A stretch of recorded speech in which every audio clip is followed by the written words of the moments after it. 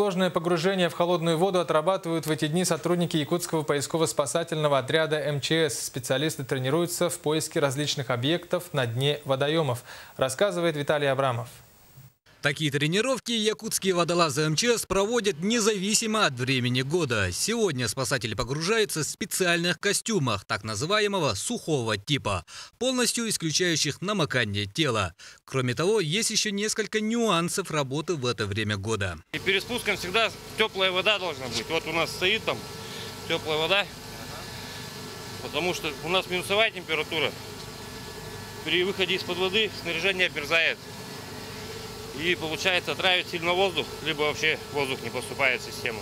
В ходе тренировок спасатели-подводники выполняют целый ряд специальных упражнений. Всех водолазов разделяют на небольшие группы. В программу тренировок включены такие занятия, как плавание на глубинах до 12 метров и подводное ориентирование. К тому же ныряльщики должны будут отработать различные методы поиска предметов на глубине. В отряде у нас есть водолазная поисково-спасательное подразделение, состав подразделения 5 человек, но кроме этого у нас еще 6 человек имеют допуск к работам, подводным работам, которые тоже в ходе сегодняшней и завтрашней тренировки будут отрабатывать здесь практические вопросы.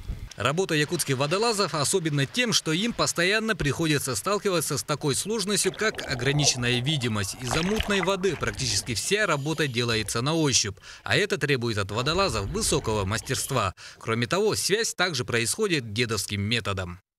Происходит у нас вот только по веревке. Пойти влево, вправо, стоп. У нас много своих сигналов. И эти сигналы каждый водолаз обязан, должен как таблицу умножения знать.